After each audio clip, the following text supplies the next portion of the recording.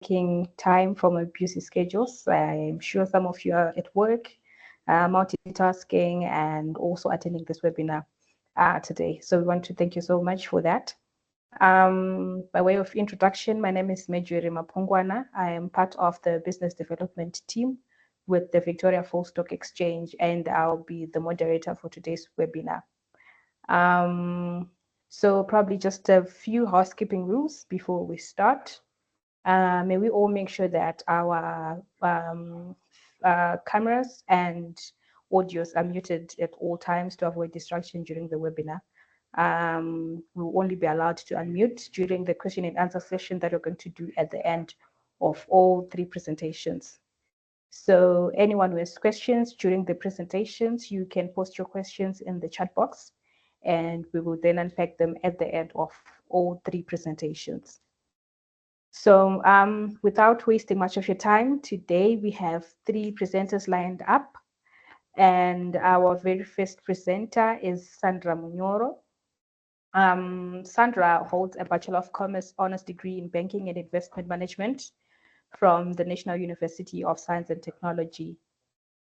She joined the exchange in 2021, and she was then transferred to the Victoria Falls Stock Exchange in 2023, where she's currently a business development specialist. She has been instrumental in quite a number of projects that the exchange has taken, including the exchange traded funds and also real estate investment trusts. So she has quite a lot of knowledge and some experience working with the exchange, and we hope to gain some insights from her. So Sandra is going to look at the VFEX overview in the year 2024, probably touching a bit on what the exchange has achieved and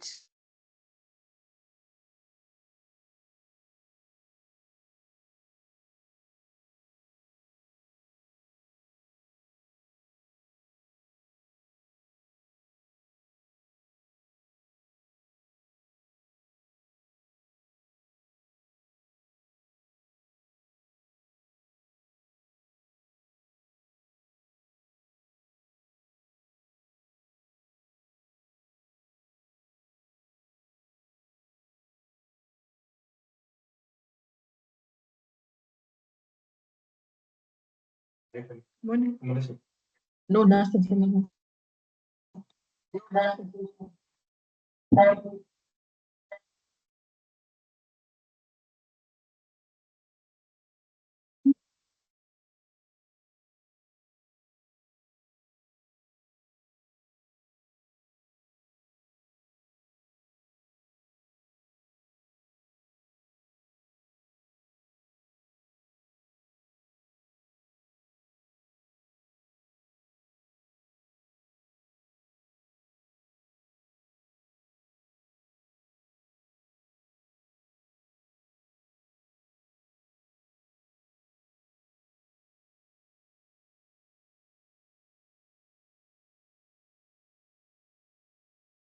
A pleasant morning to you all, ladies and gentlemen. May you kindly confirm if I'm audible?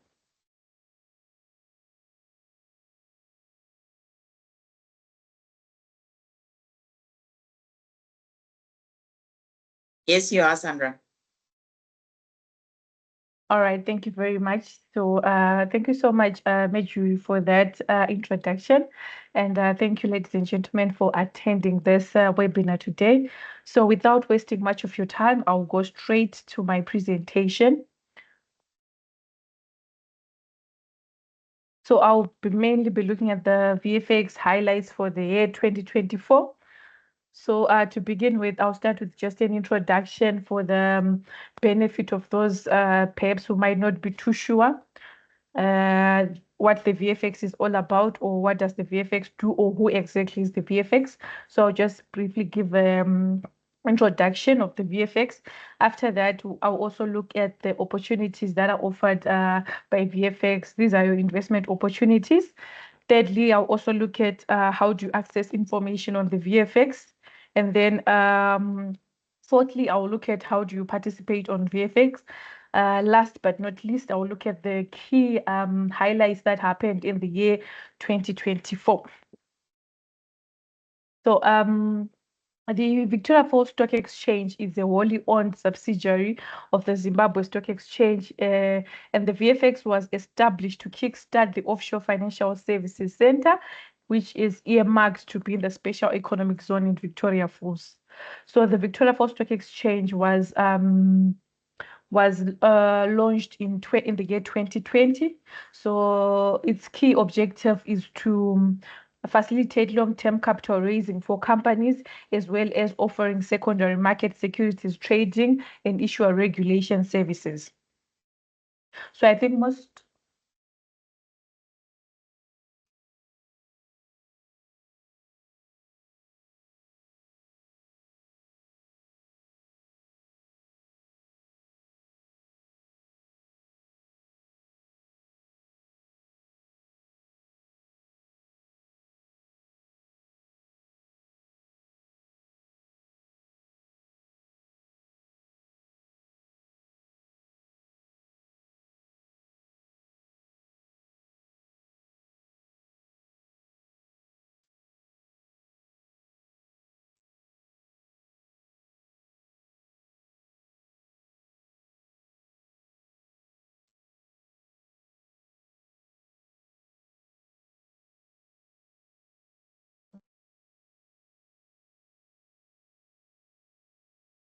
good morning once again, ladies and gentlemen.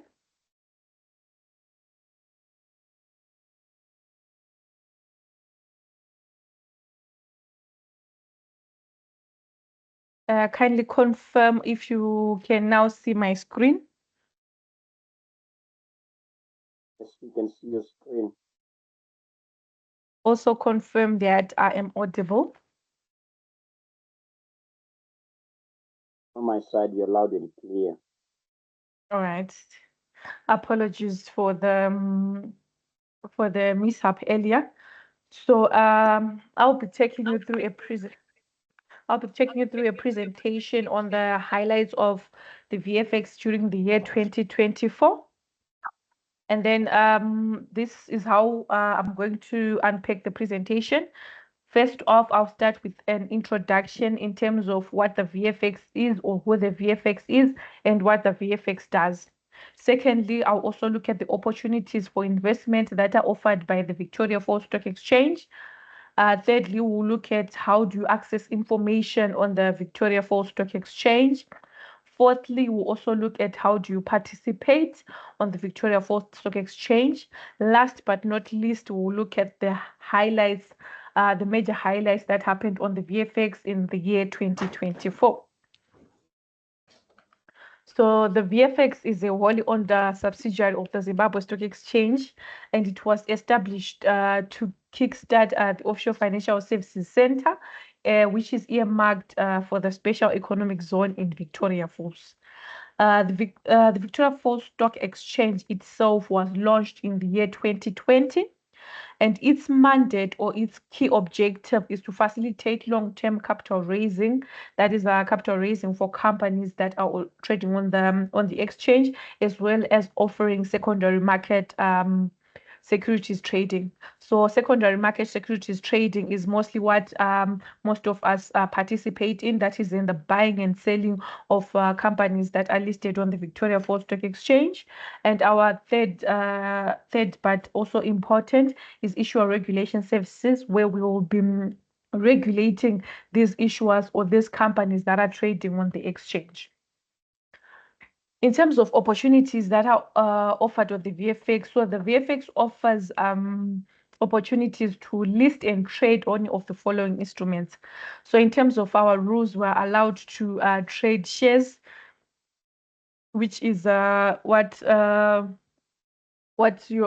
mostly there on the VFX board. These are your companies, your Inscores, your Simbisas, your National Foods, your Axia. They trade in shares. And then we also trade in depository receipts. Examples of depository receipts include the Nedbank depository receipt, the Invictus depository receipts. And then we also do trade exchange. We also do trade fixed income instrument, and currently we have the Caro bond. We also are allowed to trade in exchange traded funds as well as exchange traded notes. But at the moment we haven't listed any. We are also allowed to trade in real estate investment trusts. Last but not least, we are also allowed to trade contracts for differences.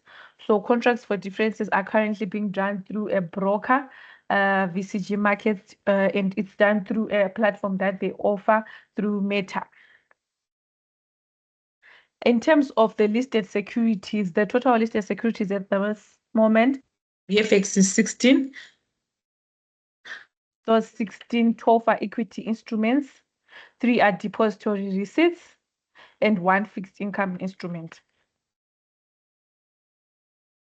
And then in terms of accessing information, perhaps you are interested in seeing the names of the companies that are listed on VFX, or you're interested in seeing the prices, or you're interested generally in learning more about the Victoria Falls Stock Exchange, and you are wondering where you can get this information. So you can either access this information through the ZSC Training Institute. So the ZSC Training Institute, it delivers specialized training on various capital market subjects, such as the VFX listing requirements, the VFX products and services. So this institute can be accessed through the ZSC training portal, which is www.zsctraining.co.zw. It also includes resources such as capital market jargons. It is a free investment 101 course. It also has got an ETF course, and it also has got some investment articles, and all these are accessible free of charge. And then you can also visit the VFX website to get some of the information, particularly to do with your market prices. If you are interested in the share prices, the market capitalization, the turnover figures, you can visit our website. On the website, you can also see the annual reports of these listed companies. You can also see the company's trading updates or any corporate actions that they would have issued. You can also get more information on our social media platforms. So we are available on X, LinkedIn, Facebook, and Instagram. On X and Instagram, it's VFX. On LinkedIn and Facebook, it's Victoria Falls Stock Exchange. And then perhaps for the benefit of those that are not already participating on the VFX, if you are a retail investor and you wish to participate on the VFX, you can do so through our mobile application, which is the VFX Direct. And the VFX Direct is an online mobile trading platform that enables retail investors to trade in listed securities on the VFX. So there are 4 simple steps of how you can register on VFX Direct. The first one is you need to download the VFX Direct application, which is available either on Google Play Store or on Apple Store, or you can access it through the web-based platform, which is www.vfxdirect.exchange. And then the second step is after you've downloaded or have accessed the web page, you can now open an account. So you follow the steps that are there on the application or on the web based platform to register an account, taking care to create a password that is both secure and that you will easily remember. Step number 3, you now have to select a broker. So on selection of a broker, there's a drop-down menu of listed VFX registered brokers. So the investor can now choose which broker they prefer to use for the purposes of trading through the application. And then step number 4, you have to upload your KYC information and any relevant documentation. So usually in terms of the KYC that is required is a proof of residence. You also have to upload a picture of your ID, and you also have to upload a picture of yourself, which is a passport size photo. Then after you have done that, you now submit the information. Once you've submitted the information, it will be sent to us and the selected broker, who will do the screening and reviewing of the information that has been uploaded. Once everything is in order, your account, VFX will now recommend your account for approval to your broker, and then the broker will then approve the account for trading. Once it has been approved, you'll now be allocated an EDS number, and then you are now able to trade. And then in terms of the major highlights that happened in 2024. So 2024 was quite a packed year. There's a number of things or events that happened on the VFX in the year 2024, but I'll just touch on the major highlights that happened during the year. So during the year, in the second quarter, we listed Edgar Stores, which is a manufacturer and a retailer of clothing. And then we also launched the contracts for differences, also popularly known as Forex trading. These were officially launched and started trading on the VFX effective in May 2024. And then another major highlight that also happened in the year 2024 was that we also onboarded the 16th issuer on the VFX, which happened to be Invictus Energy Depository Receipts. This one, Invictus, was listed in August 2024. And then another key highlight that also happened in the year 2024 was that we are currently working on a platform to enable us to trade mineral commodities on the Victoria Falls Stock Exchange, and the commodity rules were gazetted through SI 148 and 149 of 2024, and these rules were gazetted sometime in August. And then after that, we did issue an expression of interest for the general public, for anyone who is interested in being a participant on the commodity trading. And then we also there's also been Nickel Mine, which was suspended from trading in May 2024. However, it remains listed on the VFX. What this simply means is that you cannot buy or sell Bindura Nickel Mine shares at the moment, but they are still listed on the VFX, and they are still required to comply with the VFX listing requirements. And then we also, the VFX also collaborated with other market players to establish the Bond Market Association of Zimbabwe, which was also launched in the second quarter. So one of the key objectives of the Bond Market Association is to deepen the market in terms of bond issuances that are there on the market. So this association was launched in the second quarter. After launch of that association, the Bond Market Association of Zimbabwe and the Botswana Bond Market Association signed a memorandum of understanding so that the two institutions can cooperate and collaborate in terms of how we can further deepen the bond market in Zimbabwe. So on the Victoria Falls Stock Exchange, currently we have one fixed income instrument, which is the Caro bond. So we're trying to work with various stakeholders, including the Bond Markets Association of Botswana, as well as the Bond Market Association of Zimbabwe, to ensure that we increase the number of listings in terms of our bond issuances on the Victoria Falls Stock Exchange. And I think some of the highlights that happened during the year include how the performance of the exchange. So one other highlight was that the VFX All Share Index was rebased 200 basis points on 1 January 2024. The All Share Index increased by 2.19 points to close at 102.19 at the end of November 2024, which gives us about a year-to-date performance of about 2.19%. And if you look at that graph below, which shows the performance of the All Share Index from the beginning of the year, you see that there was relatively a lot of fluctuation during the year, and I think the highest mark that we reached was around 105 points. But in terms of the trend, generally the trend, we can consider that it was upward moving. And then the number of trades during the period under review as well, which is from January 2024 to the end of November 2024. The average number of trades was about 1,061 trades per month, and the number of trades from January 2024 up to date was 11,670. And as you can see also from that graph below there, is that generally the number of trades have been fluctuating, but you can see also that the trend the trend that is there is that it's going upwards as well.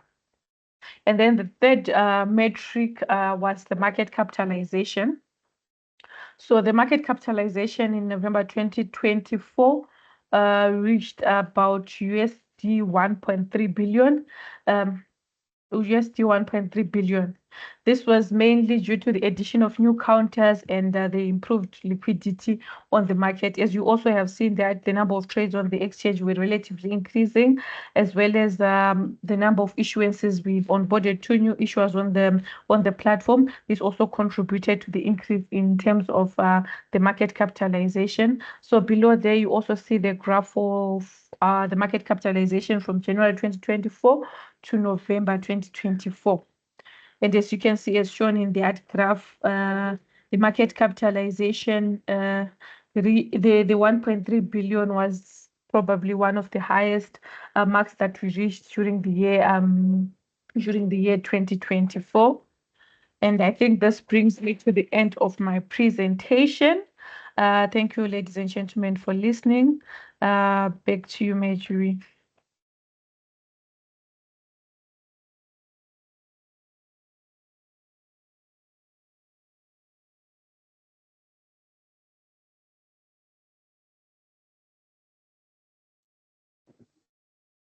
Thank you so much, Sandra, for such an insightful presentation. I am sure everyone who did not know what the exchange was up to for the rest of the year, you are now abreast with what the exchange has been doing and the milestones that they've reached in the year 2024. And I also appreciate the amount of work that you've done in terms of introducing TFDs. These are new products and options that an investor now has in terms of investment options into their portfolio.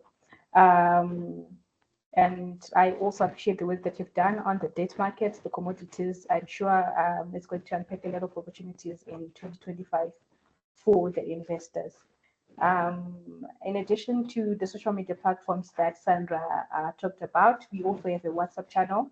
So you can also follow us on that channel to get updates on what is happening on the exchange and any upcoming events that we would have in store for you. Our next presenter for the day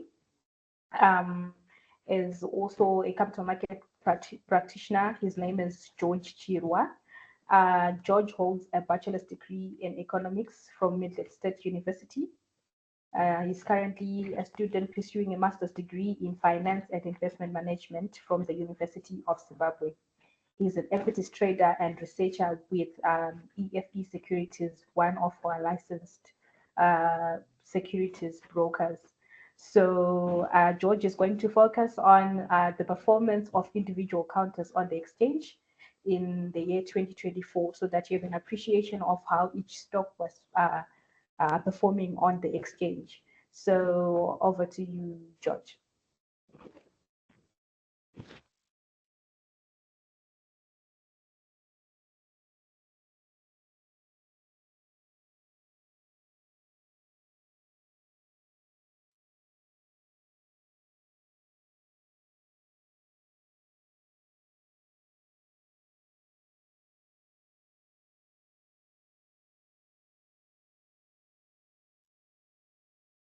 Good morning to you all.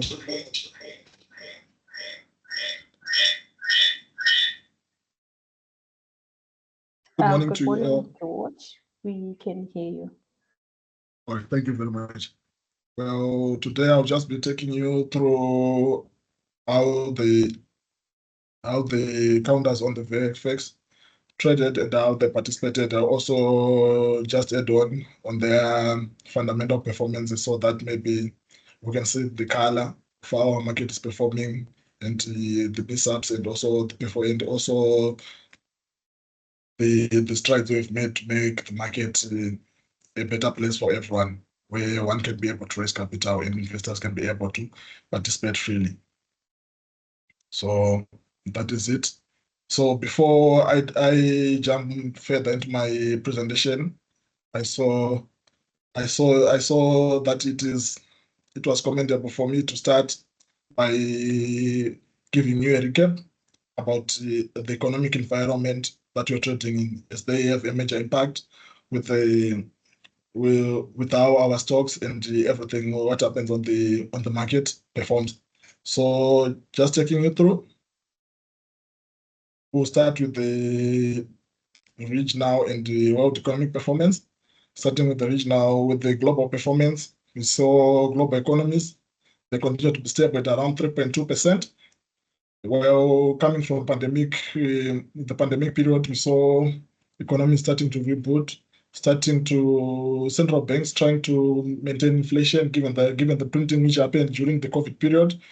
And also we saw the major economies, US economy, it remained resilient despite the challenges of inflation, and also cooling labor markets, which dampened consumer demand.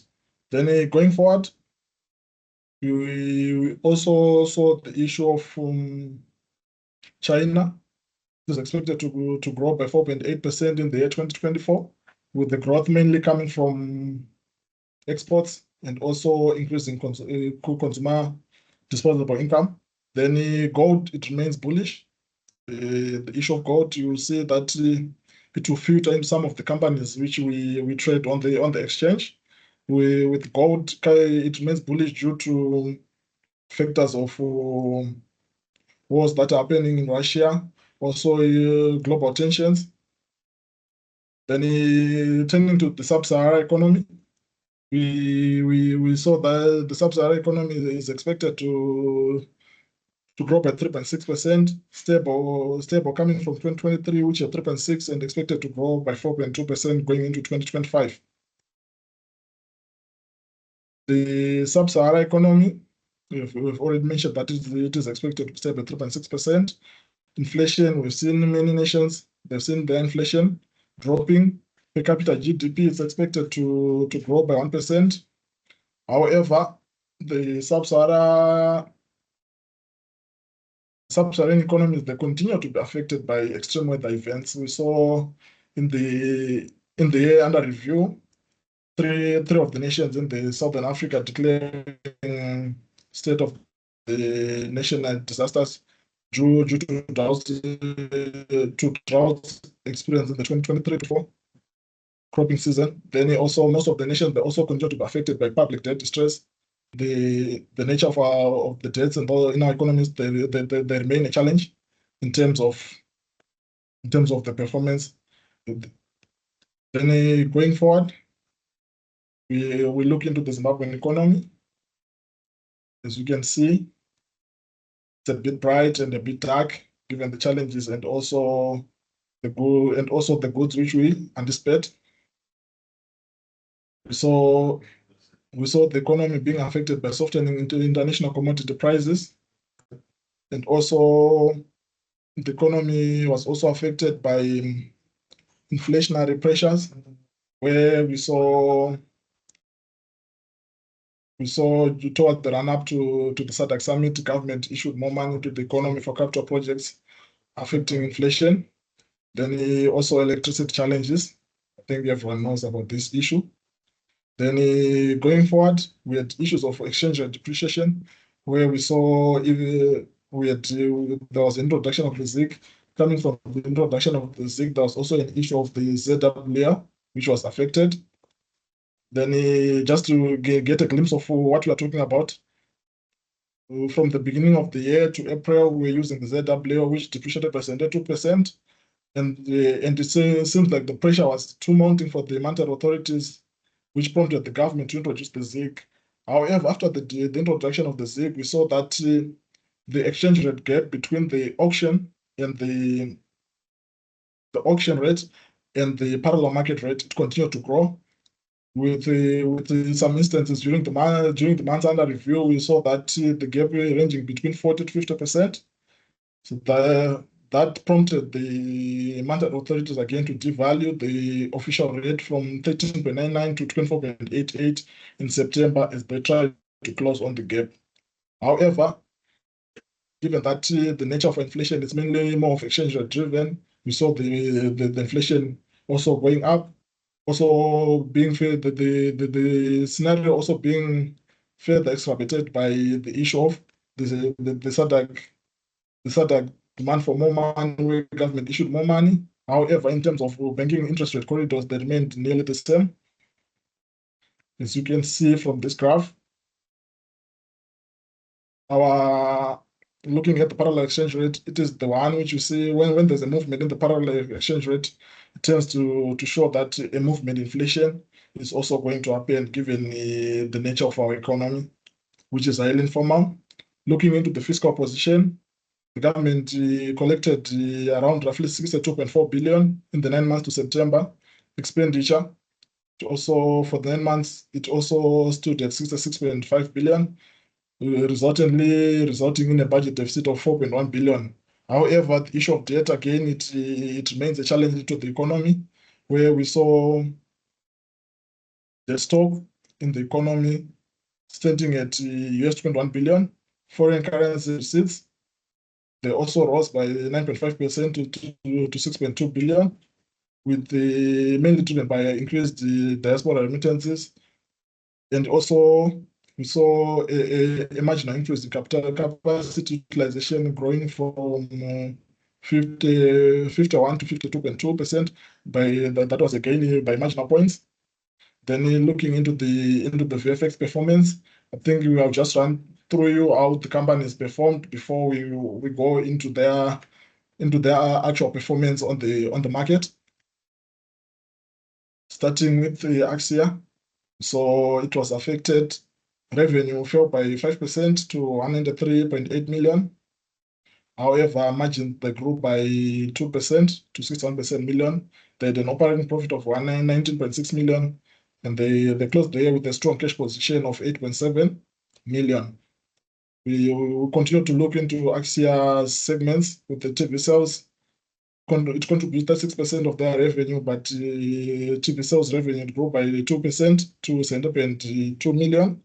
It continues to open new stores. Transserve, we saw in Transserve, it grew by, it contributes 17% of the group revenue, and this revenue grew by 11% to 33.2 million. And it continues to expand it continued to expand as it opened eight new retail stores.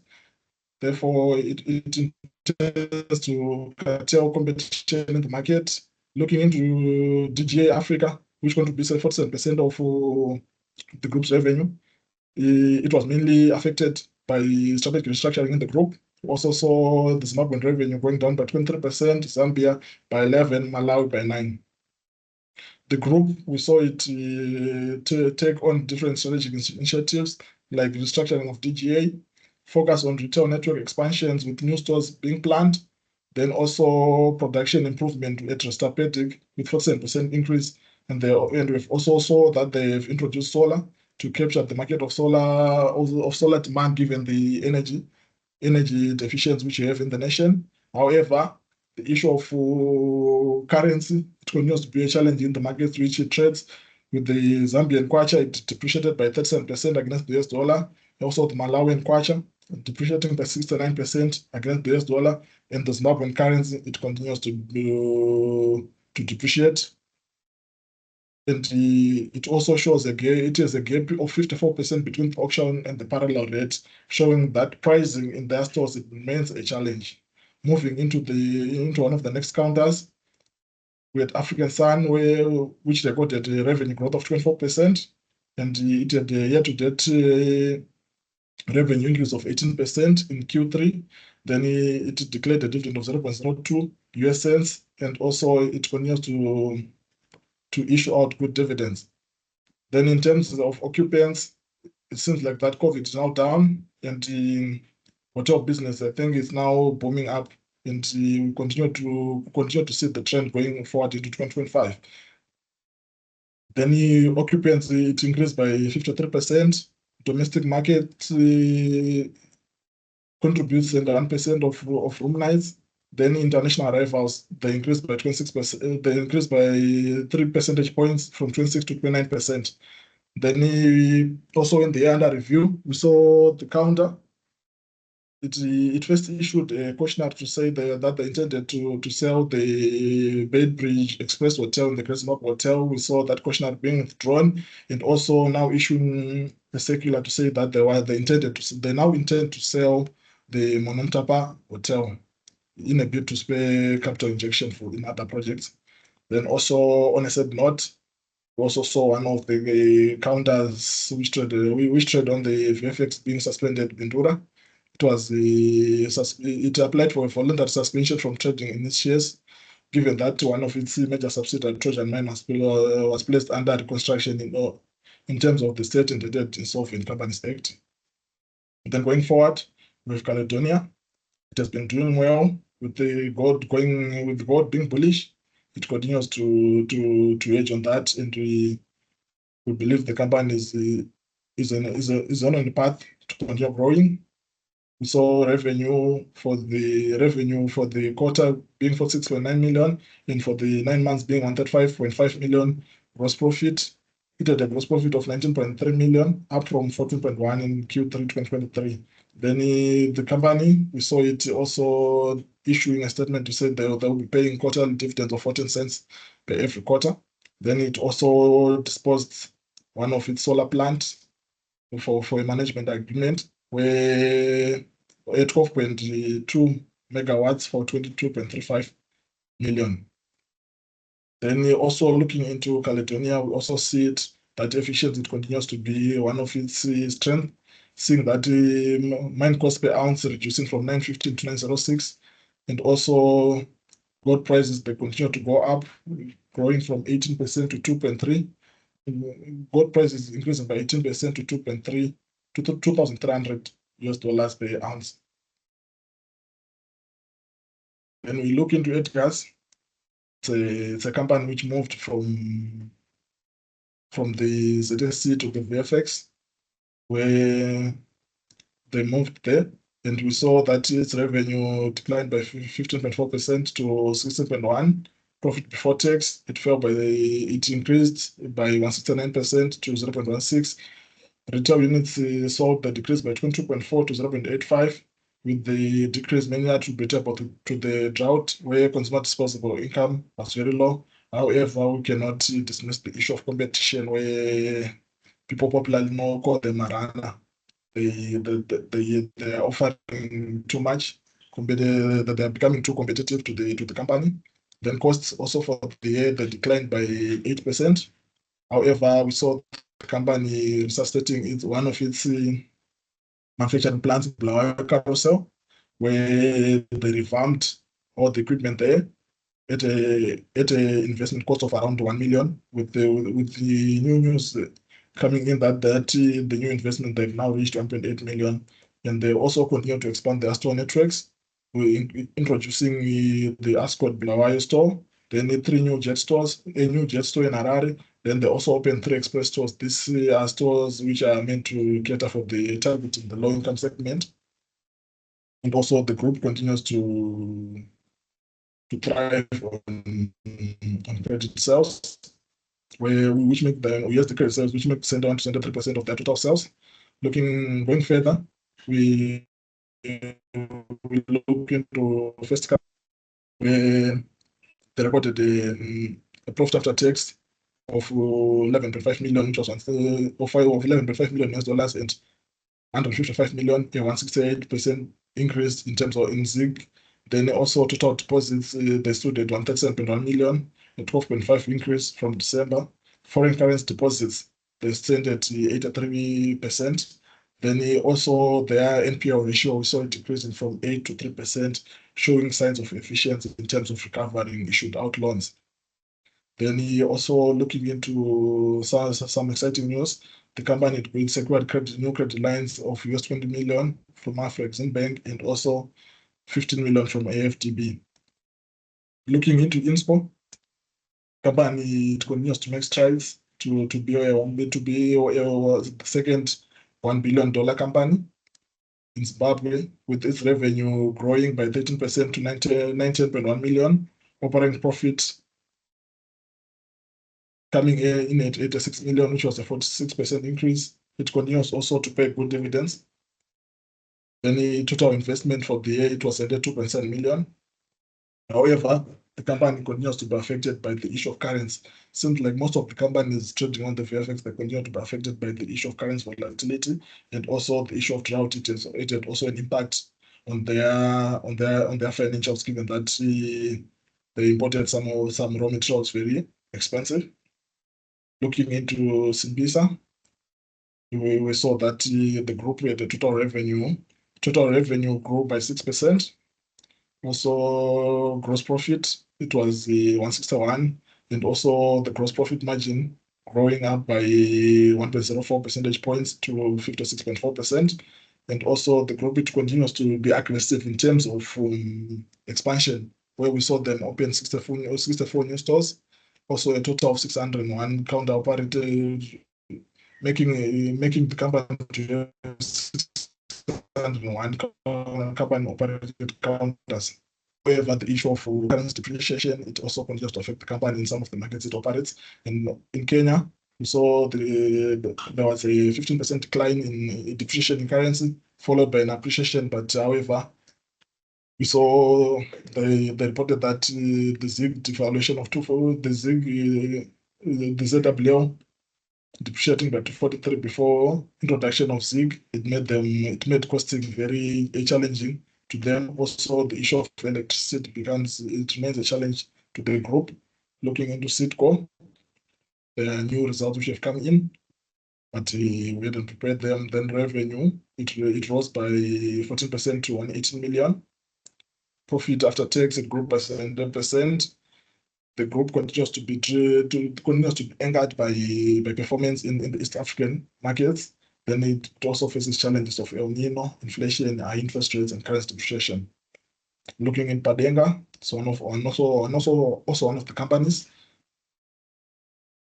benefiting from the gold price rises, with the total revenue going up by 33% to 99.2 million. Also, its gold segment, Dalaglio, it contributes 86% of the total revenue, with the agribusiness where they do the crocodile farming contributing 14%, and also cash generated from expenses growing by 63% to 21 million.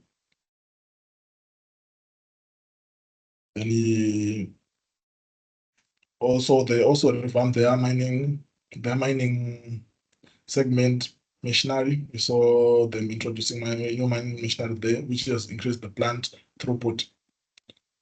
And Padenga, in terms of agribusiness, skin sales, they decreased by 23%. The reduction was due to depressed demand in premium quality segments.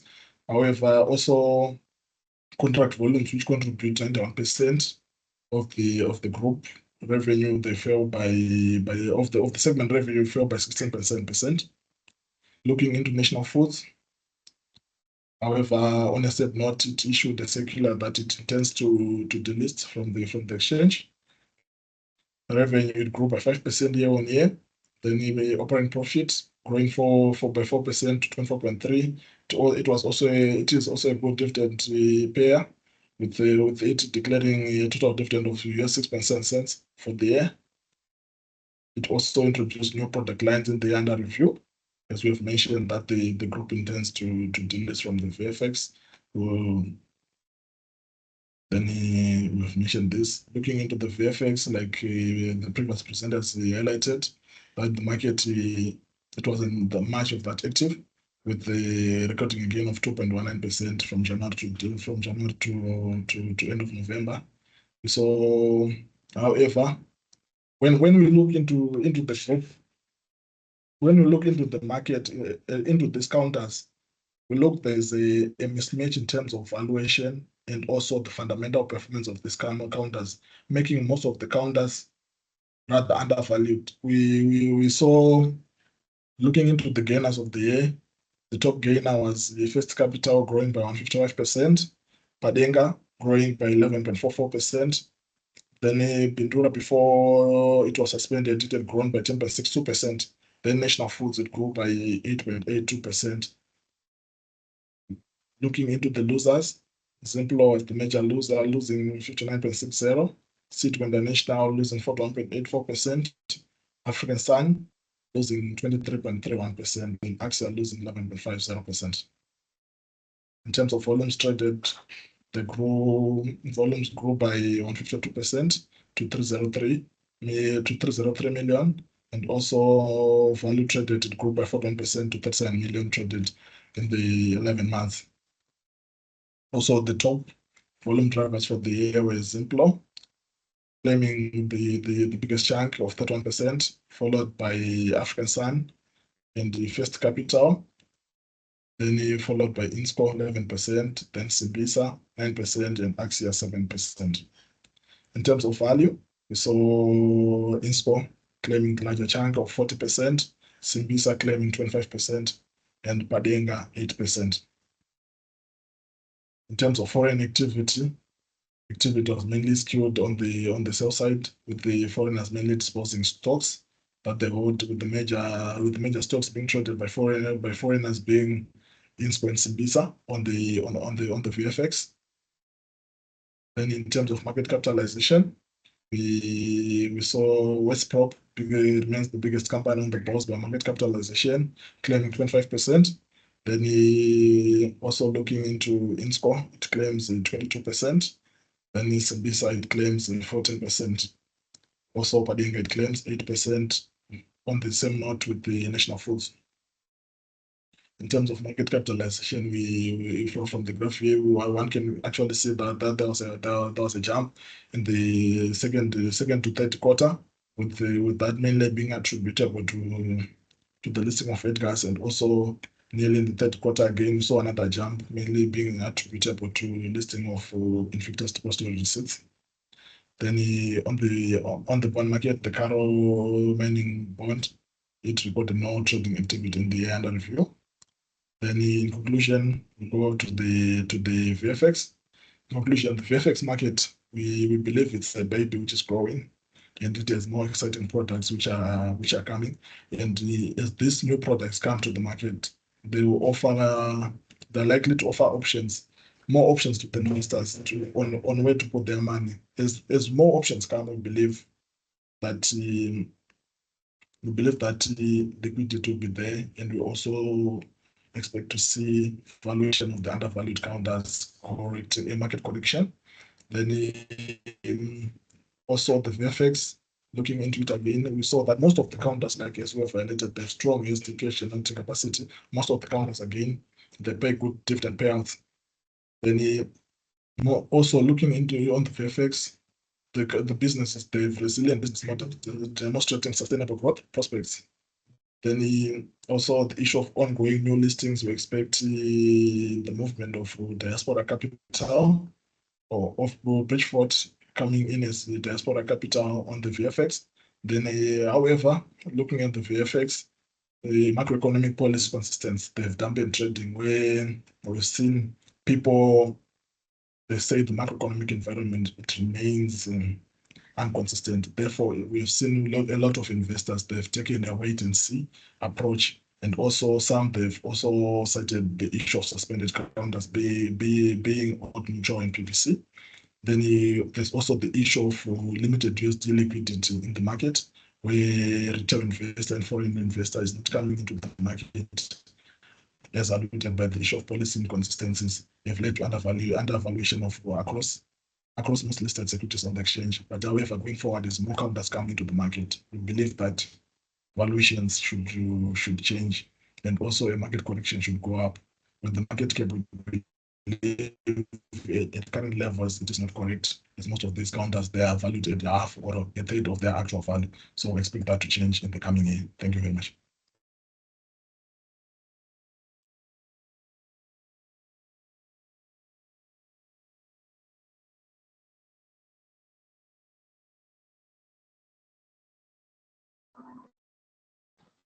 Thank you so much, George, for such an extensive presentation.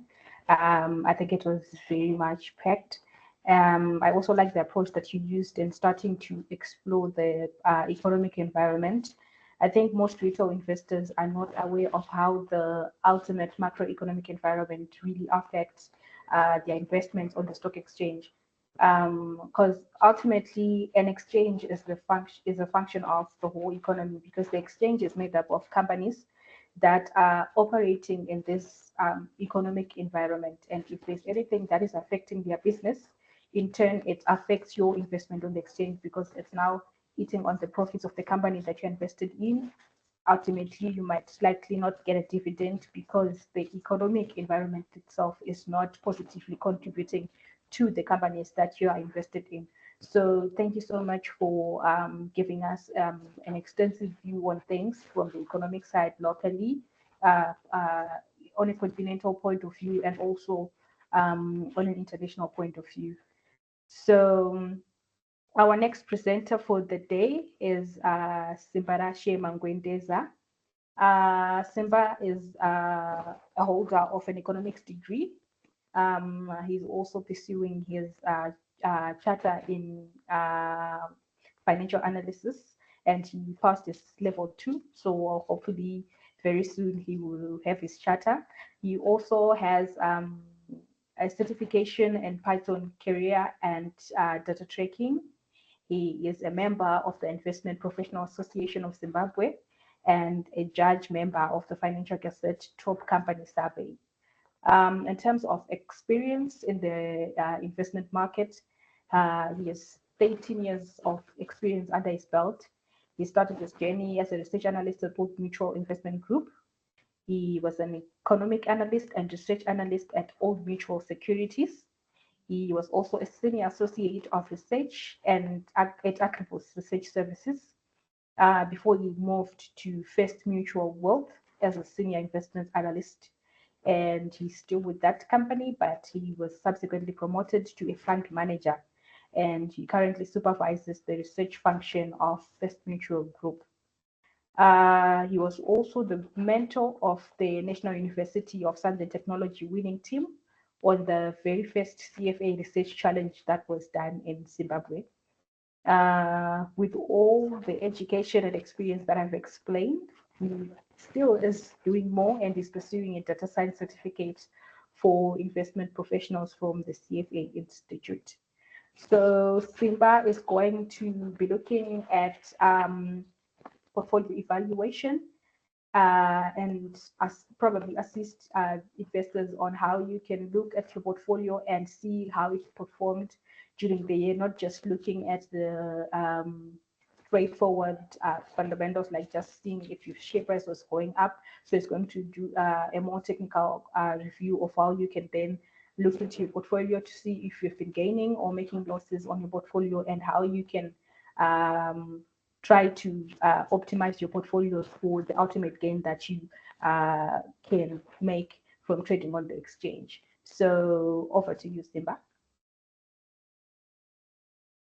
Thank you, Marjorie, for the introduction. I would also want to thank the presentations that preceded me. I think they gave me a good platform to actually explain what advantages there are and what retail investors should be looking at when they are looking at their own portfolios. So thank you for inviting me. I am honored to have this platform to, probably entice retail investors on what exciting investment opportunities there are, particularly for the Victoria Falls Stock Exchange.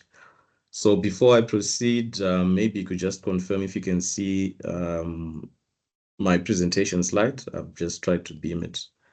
I could just have confirmation before I continue.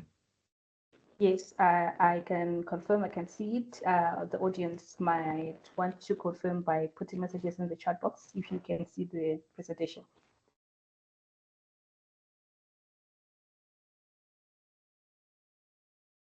So we're good to go.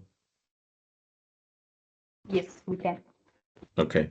So I'm just going to be touching on portfolio evaluation in the investment goal setting for retail investors. I know the previous two presenters were talking about the exchange, namely Sandra was talking about the exchange and the exciting developments that happened on the VFEX during the course of the year, and how it's actually set up. George also indicated just some of the key highlights that are happening on the VFEX. But I'm here to more probably explain what sort of advantages there are in one actually setting up his own investment portfolio to actually try to achieve their investment goals. And I hopefully by the end of this presentation, you'll be that much closer to understanding what opportunities they are. So in terms of the presentation outline, I'll just be trying to look at how investors can actually set investment goals and how they can achieve those goals by investing in our local exchanges. The Victoria Falls Stock Exchange is a local exchange. It does have significant advantages because it is domiciled in the United States dollar. And because of that, it does actually offer significant stability in terms of returns.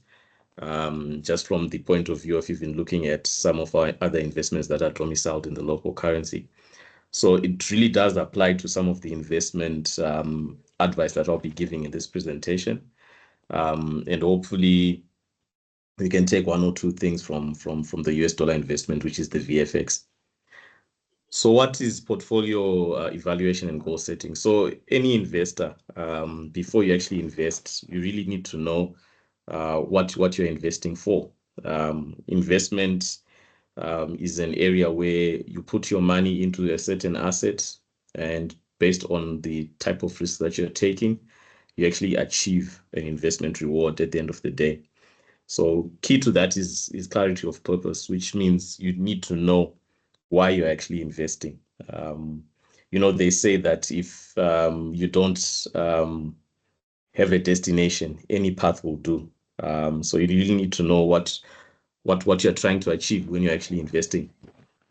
And in any investment climate, there is the risk of there are attendant risks in the market. You obviously have to understand some of the risks that are in the Zimbabwean market. The Victoria Falls Stock Exchange holds equities.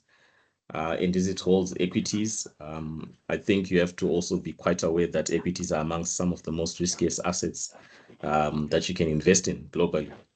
Zimbabwe and the VFX are no exception, but they also give you due rewards for that risk. So as we just move on with the presentation, when you're actually deciding to actually invest, sorry, Sandra, I can hear a lot of background chatter. I'm not sure where it's coming from.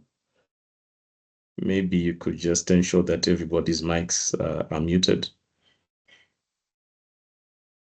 Okay. So in terms of when you're actually investing, you need to really understand what you're investing for. So you can have short-term investment goals. Maybe you want to set up an emergency fund where if you fall ill, you'll have something that can actually cover some of your immediate expenses. Maybe you want to save for a holiday, which is also short-term, or maybe you've got your children's education in mind, or even buying a house or a stand. All these are investment choices that you can obviously decide to say, this is my investment goal. And depending on the time frame that you have to actually achieve that investment goal, it can actually determine what sort of level of risk that you're taking. So for longer term goals, like for buying a house, buying a stand, securing your child's education for the future, those are pretty much long-term goals. And because they are long-term goals, your risk tolerance becomes pretty high, because it doesn't really matter what's happening to the market in the short term.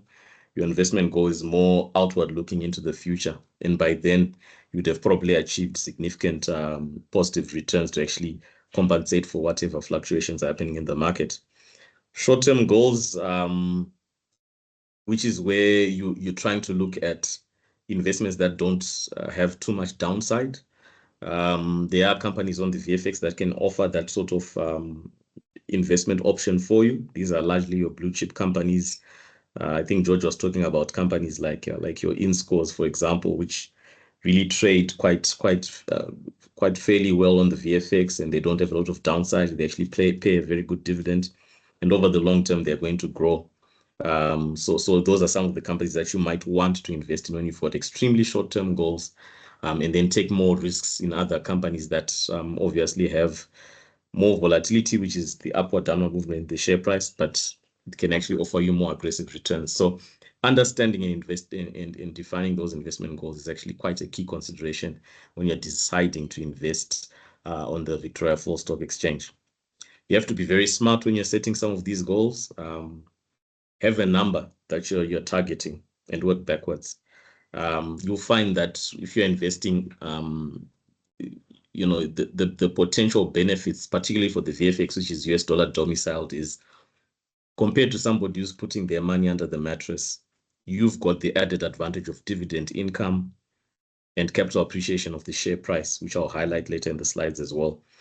It's very easy to actually measure, you know, the progress that you've made when you've set that investment goal. You also have to set investment goals that are realistic and achievable. So when Sandra was giving her presentation, she did indicate that the VFX actually peaked during the year closer to around 108.58, which was about 8.5% up. But if we even incorporate the dividend yield for the VFX, that, you know, return goes up to almost 12-13% on average, which is a better number than just putting your money under the mattress. And besides, you're actually holding assets that, you know, if for example, if you're keeping your money under the mattress and your house burns down, wherever you're staying burns down, you lose out everything. Or worse yet, if you're keeping your money in you know, in certain unsecure places, you know, your money could be stolen from you, or who knows, even with the investment environment that we have sometimes, you know, there might be a very aggressive currency change, and you won't be shielded from some of these risks. But the VFX actually offers you a lot of shelter in that regard. So all these choices you have to make up front before you start investing. And I say this because I've found with experience that you get investors who come in, they might invest a bit of their money, the market performs very well for them, and they quickly leave the market, or they might then come back, the market doesn't perform so well, they suffer a bit of losses, and then they also withdraw, and then they've got a bad opinion about the market. When you're investing in such markets, you have to be looking at your ultimate goal, your time horizon, and actually making sure that you're actually tracking some of that investment goal and investment returns that you're trying to achieve over the long term, not the short term. So you have to be smart in actually setting some of these relevant targets for your portfolio so that you actually realize your investment goal at the end of the day. I've seen people building houses, buying cars, going on expensive holidays, which were their investment goals when they actually invested in some of these markets. So it's something to keep in mind when you're hearing some of the news that might not necessarily be accurate about such as our markets. And then in terms of portfolio evaluation, so when you're actually building up your portfolio of assets, just mainly concentrating on the VFX now, you have to actually compare whether or not your portfolio is performing below average or above average to what the Victoria Falls Stock Exchange is doing. If your portfolio is performing below what the average return of the VFX is doing, then you might need to rebalance your portfolio, which means selling off the underperforming assets and accumulating more assets that perform better. You actually have to have a way of monitoring your performance. A number of asset managers and stockbrokers actually issue out monthly statements where you can actually track your progress quite accurately over the years. And then you also have to evaluate your risk assessment in terms of how your portfolio is doing. If your portfolio is up 20% one month and is down, 15% the next month, maybe it's not the type of return that you're looking for. Maybe you want a more consistent one. And you can actually approach a number of financial advisors to actually help you shape your portfolio of securities that you have bought on the VFX so that they perform according to the investment target that you have at the end of the day. There are, you can get into a lot of technical issues in terms of what you deem is an appropriate rate of return. So one key measure could be the return on investments. So suppose you've invested $1,000 US dollars on the VFX. You need to then approach it in a way where you're actually tracking from the $1,000 that you've invested, what has been the capital appreciation of your investment over the year, what sort of dividend income has actually come in to that investment. So if your amount has grown by, let's say your $1,000 is now $1,100, that's a growth of 10%. If it's also given you a dividend of 4%, means your return, or $40, your return is now ultimately 14%. And you have to be quite conscious of these numbers, because if you lose track of these numbers, you won't be able to successfully evaluate the performance of your portfolio. There's also a measure that we use to gauge the risk of the assets that we have in our portfolio called beta, where we look at individual companies to say if their beta is 1, for example, it means that their performance is going to closely follow what the VFX average return is. If your beta is below 1, it means that the portfolio is probably not going to perform as well as the VFX. If the VFX is going down, your portfolio is not going to perform at the same rate of upward movement as the VFX is doing. But similarly, if the VFX is going down, it also means that your portfolio is also not going down by as an aggressive an amount. Then we've got beta that are above 1, where if the VFX returns 10%, that asset will actually return better than 10%. But if the VFX goes down by 10%, that portfolio actually go down by a bigger number than 10%.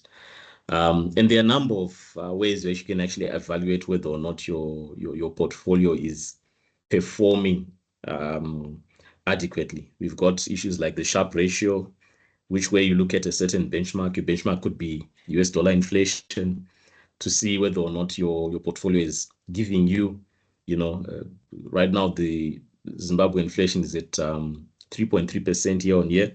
So you might want to measure to say if the VFX has returned 5% and inflation is 3.3% compared to the risk that's in the market, am I getting a compensatory risk-adjusted return for my investment in the VFX?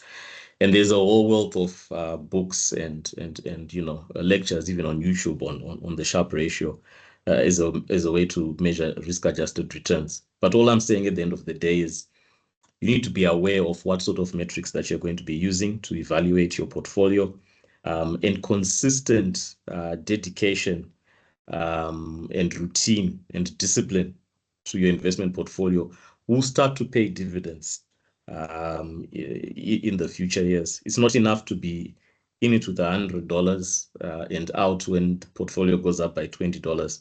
Imagine if you're going into the portfolio, which you've saved over the years, you're now going in with $10,000, a return of 20%, that's $2,000, and any dividend income that comes.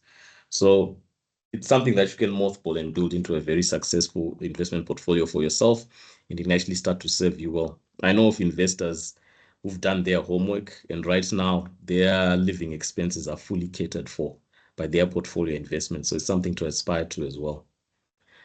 So in terms of rebalancing your portfolio, I think I've already touched on why we need to rebalance our portfolio. Our portfolio might not be performing according to how the VFX is performing. So you might want to adjust it if it's underperforming.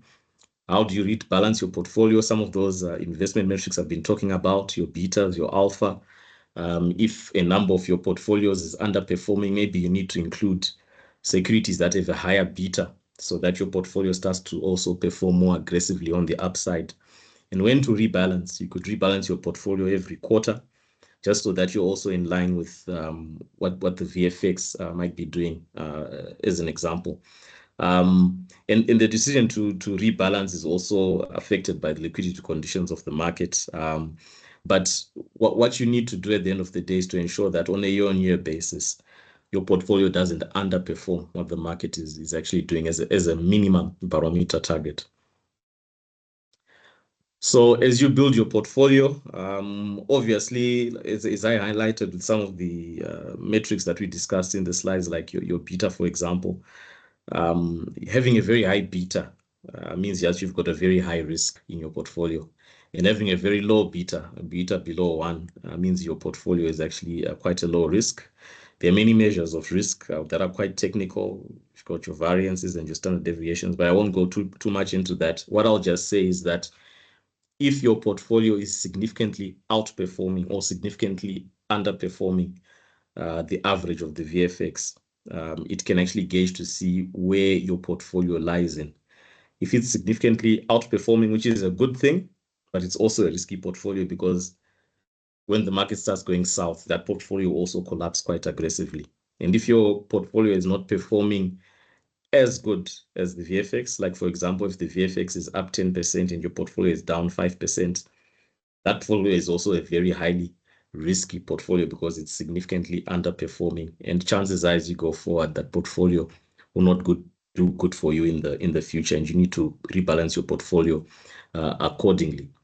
The good thing about investing in the VFX as well, Sandra was talking about new listings actually coming on board, is that it gives you the opportunity to actually diversify your risk. So you can get exposure into the mining sector, like with companies like Caledonia, for example. You can get exposure into the agricultural sector with companies like Seedco.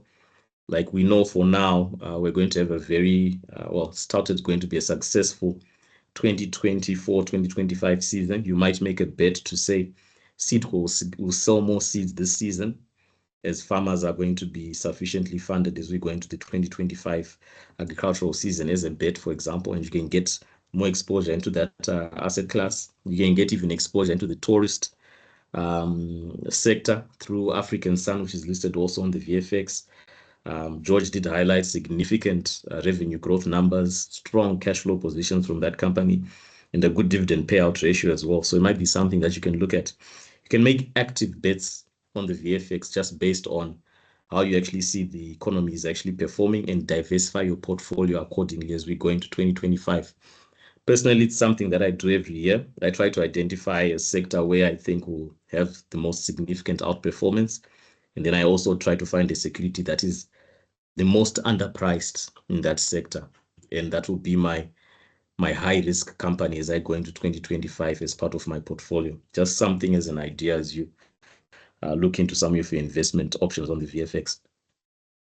So I think this slide I've already touched on it already. Asset allocation strategies. So there are moderate ones, which are low risk, aggressive, where you're looking at actually outperforming the VFX quite aggressively. So you might be looking at that beta measure to say, if the VFX is returning 10%, I want to return, 3-4% above that. And then there are also conservative ones that will be closely following what the VFX is actually doing. So if the VFX does 8%, maybe your portfolio is also doing 7 to 8% as well, so that you also just have a conservative view because you're exposed to a well-diversified portfolio. So these are just all methods that you can actually use to grow your portfolio quite aggressively. As a hint, I would say that, if you've got time on your side, you should be investing in very aggressive portfolios for the VFX.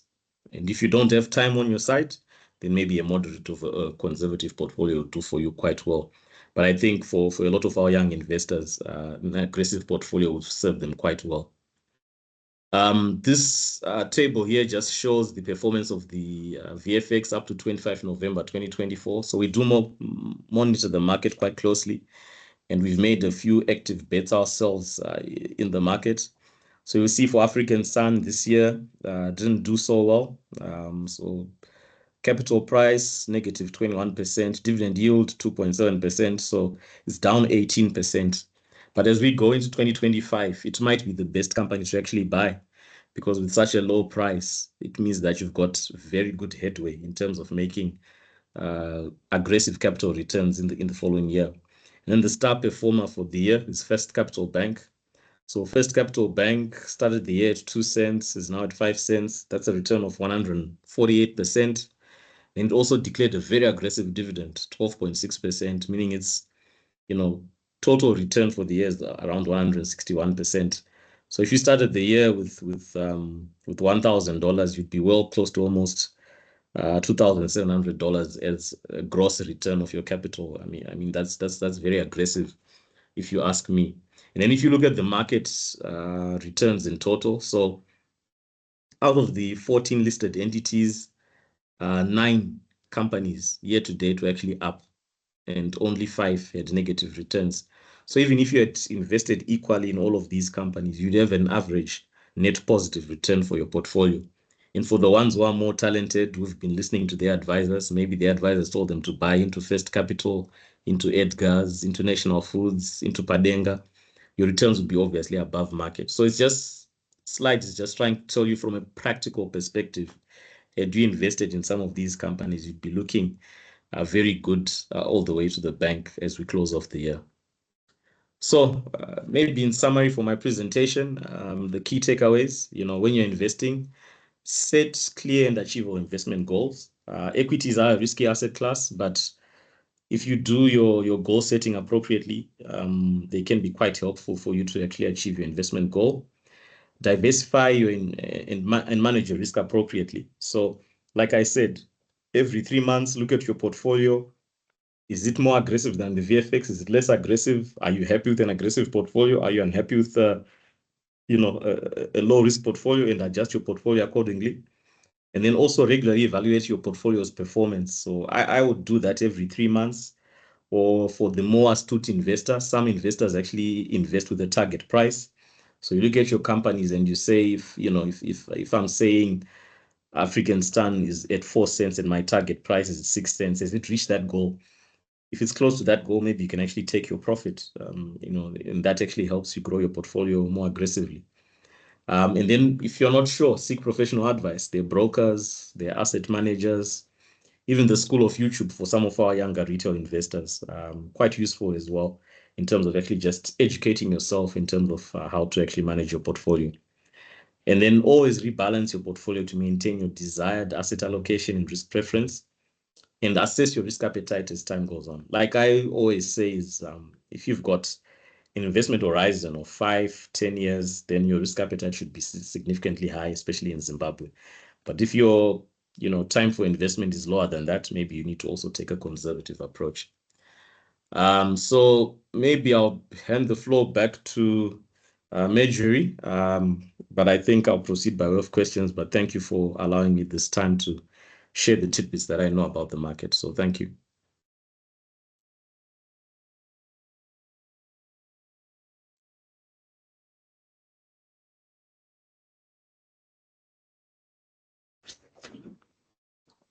Thank you so much, Simba, for such an informative presentation that you have managed to unpack.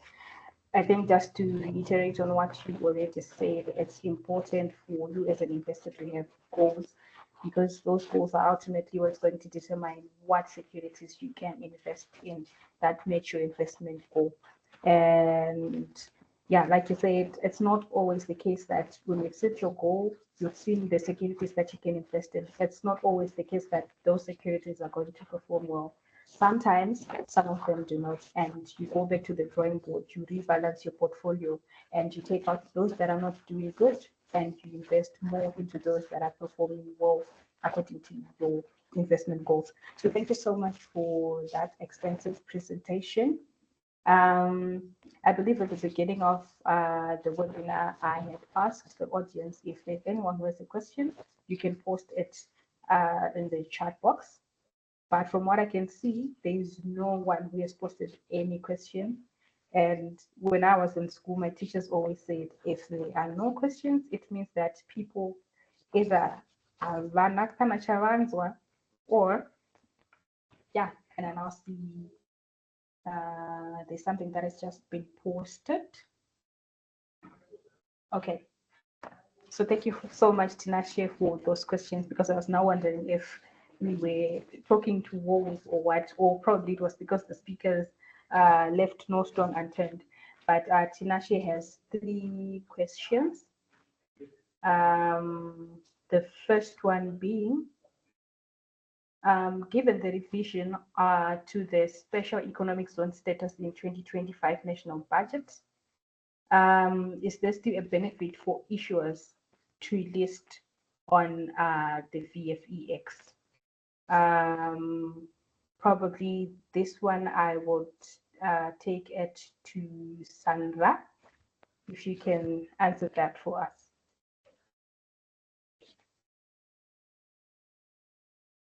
All right. Thank you so much, Marjorie, and thank you, Tinashe, for that question. So there are so many benefits that are there for issuers to list on the VFX that issuers can still enjoy by being on the VFX. I think the first one is still in as much as the taxes were reviewed for companies that are in the special economic zone, they are still, however, a bit lower compared to those that are not in the special economic zone. But then the benefit itself of listing on the VFX that are still there for issuers, one, they are a flexible exchange control that were issued through a directive, which is RRV. 177 of 2021. So issuers still benefit from those flexible exchange controls. And then issuers can also still benefit from the ability to be able to move money outside the country if they desire to do so by just acquiring exchange control approvals to open an offshore account in order for them to enable them to do their day-to-day business. And then also issuers can also benefit in terms of attracting investors because the trading fees on the VFX are still relatively low, even compared to the ZSE. Also, the listing fees on the VFX, they are low compared to the ones on the VFX. So I would say there are still a number of benefits that issuers can benefit over and above that particular issue. Thank you. I hope you answered. Thank you, Sandra. I hope Tinashe is answered. If he has any follow-up that he wants, he can then post again on the chat box. His next question was, the VFX is highly illiquid and almost all companies trading there are trading at a fraction of their introduction prices. In your view, is this a sustainable market? I think I'll also throw that to Simba. Can you please tackle this question for Tinashe? Yeah, thank you. So quite an interesting depth of question there. So as an investor, I think you should try to avoid always doing what the mainstream are doing if you want to succeed as an investor. So your question says the VFX is highly liquid, but I would argue to say, have you tested that with actual facts? So the VFX trades on average anything from 120 to 150,000 US dollars a day. The ZSE trades 500,000 US dollars per day, but the ZSE is probably 4 to 5 times bigger than the VFX in terms of market capitalization. So the value of trades is a function of the number of securities that are on the exchange. And I wouldn't say the VFX is illiquid, but in that same light, there are also advantages of, acquiring assets at a discount because they are also illiquid. Because when the market comes right, it means that you're actually going to gain a better return in the future. You also go on further to say that a number of the companies are trading at a fraction of their introduction prices, which also means that they are trading at discounts to what their fair value is. So isn't that an opportunity to actually acquire companies that are at a discounted price? And when the market actually corrects, you actually benefit. I would say that First Capital Bank is a very good example. It entered that market at around 2.5 cents, went down to 2 cents. Now it's at 5 cents and is declaring a dividend that is giving a yield of 12%. So is that not an opportunity? Had you not listened probably to mainstream generalizations of the market? Because at the end of the day, as an investor, you get your most reward for doing your research. And I would actually say that at this point in time, probably there are a lot of rich pickings that are available on the VFX. And I would take this as an opportunity to actually accumulate some shares. And as we know, as we go into the medium term, the long term, as more dollars actually circulate in the economy, the VFX might come right. You don't make money by going into the VFX when it's appropriately priced. You make money by going in when there's doubt and uncertainty, and you're actually making badges on your research. So that would be my response to that question. And I hope it answers this inquiry. Thank you so much, Simba. I think based on your explanation, he had a follow-up comment or question to say, are you not trapping your value if you are investing in a stock that is undervalued? And I think as part of your, as your response, as the last part of your response, you told him you do not benefit by investing on an exchange when it's rightly priced. You benefit by capitalizing on those undervalued stocks, and when the price comes right, you then benefit from that correction in price.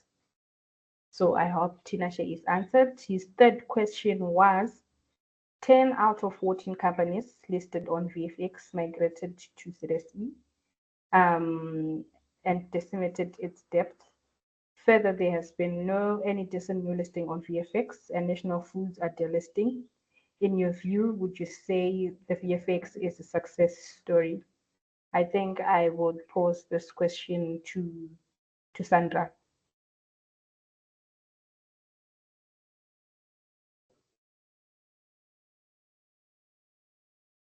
Thank you very much, Meju, for that question, and thank you, Tinashe, once again.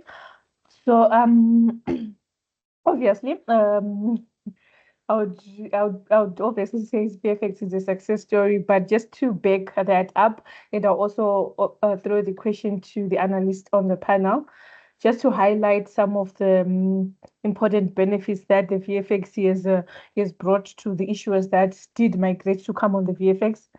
So it has made it easier for some of these issuers to do their financials. It has also made it easier for the investors themselves to reevaluate their portfolios as these companies will be valued in US dollars. So it has also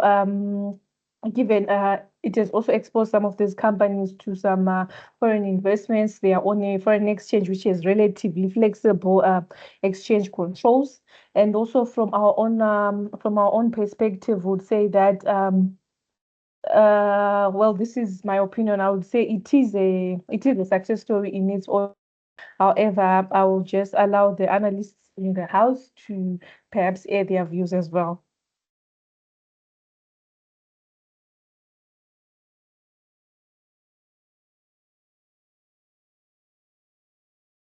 Yes, Simba, you can go ahead. Yeah, so I always find it quite interesting.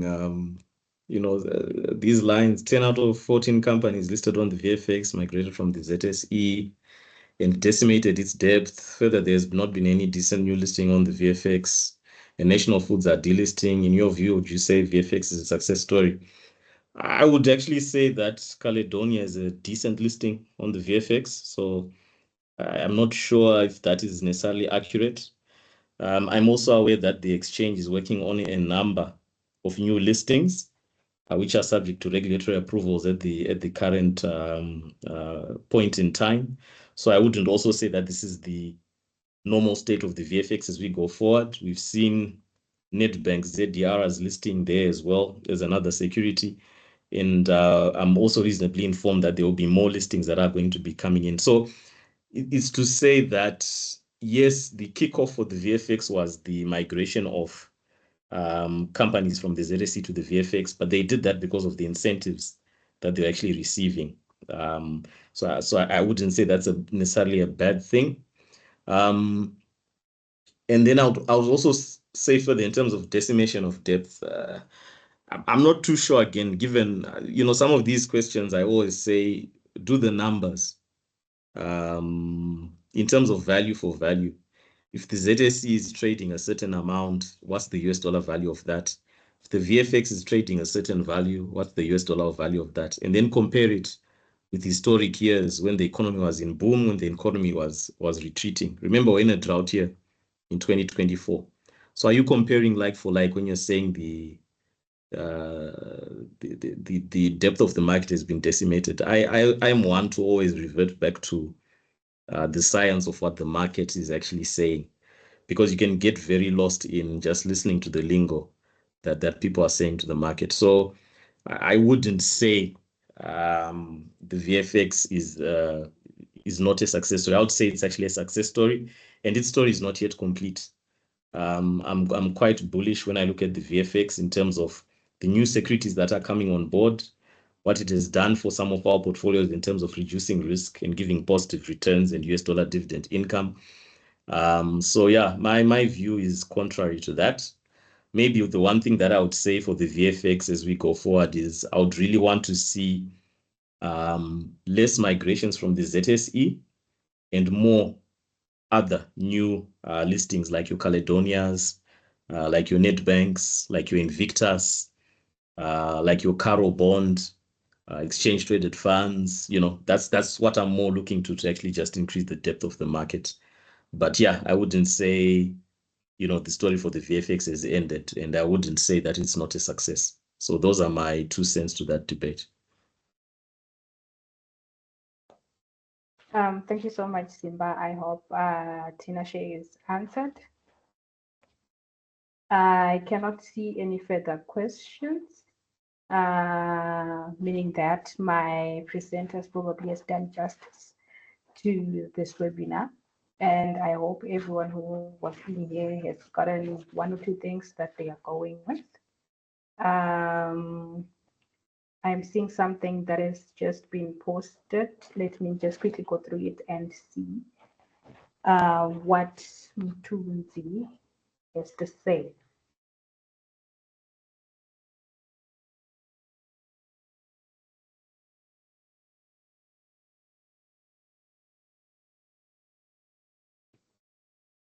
Okay, so Mthunzi said, thanks for the insights. However, I feel some behavioral issues like investment apathy can be addressed if we change our narrative to follow recent empirical literature. There's quite new literature on the new shift from a fundamental approach to martingales, where investment analysis and promotion can be done successfully without looking at both economic and firm fundamentals. So I'm not seeing any question, but I think it was a comment by Mthunzi to say we cannot only rely on the fundamental analysis, but let's make use of this new shift into using other approaches in terms of investment analysis. So I think it's just an encouragement to our audience to say, let's look for new information around new ways that are upcoming in terms of analyzing our portfolios and maximizing our investment returns. So thank you so much for that, Mthunzi. Then there's Pride Gue. He is asking, in terms of derivatives, which securities have the VFEX introduced and which one should we look forward to in the future? I would toss this question to Sandra.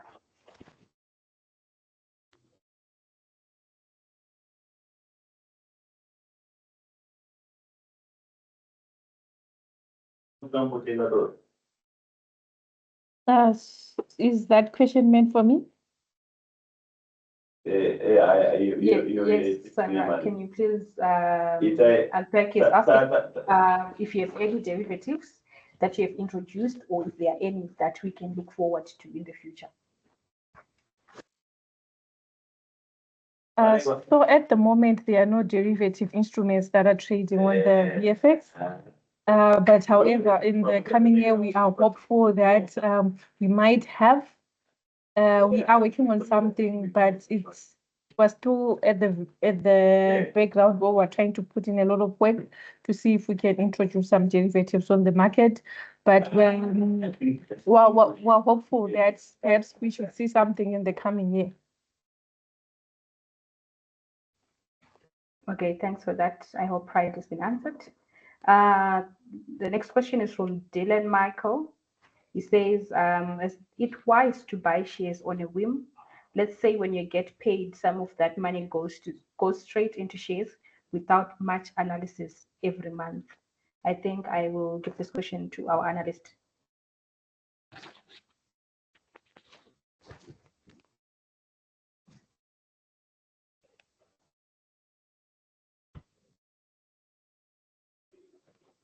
Okay, George, you can go ahead and answer that.